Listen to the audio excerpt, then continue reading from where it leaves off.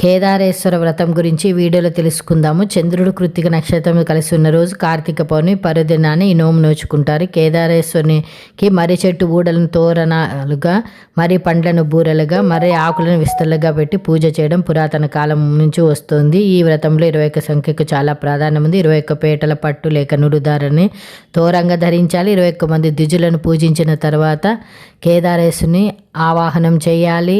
పూజలో గోధుమ పిండితో చేసిన 21 అరసులు, పాలు, పెరుగు, నెయ్యి, పాయసాలతో పాటు 21 రకాల ఫలాలను, కూరలను నైవేద్యంగా సమర్పించాలి. ఈ వ్రతంలో 21 సంఖ్యకు ప్రాముఖ్యత ఎందుకంటే శిశువు పుట్టినప్పటి నుంచి 21 దోషాలు ఉంటాయని. మనము పెట్టినటువంటి నైవేద్యాల్లో ఒక్కొక్క దోషానికి ఒక్కొక్క నైవేద్యం చొప్పున పెడితే మనకి ఆ దోషాలు తొలగుతాయని చెప్తున్నారు. ఈ పాలు, పెరుగుతో శుక్రుని, తేనెతో గురువును, నెయ్యితో శనేశ్వరుని, కూరలతో చంద్రుని, ఫలాలతో బుధుని, బ్రాహ్మణుని, ఉపచారంలో కుజుని సేవించిన ఫలం ఈ వ్రతాన్ని చేయడం వల్ల మొత్తం నవగ్రహాలు పూజించినటువంటి ఫలితం దక్కుతుంది. సంఖ్యాపరంగా చూస్తే 21 అంటే 2 + 1 3 వస్తుంది. 3 అనే త్రిమూర్తి తత్వానికి సంకేతం. ఈ వ్రతాన్ని ఏకదాటిగా 21 సంవత్సరాల పాటు నిర్వహించి 21 సంవత్సరాల పూజాంతంలో ఉద్యాపన చెప్పుకోవాలి.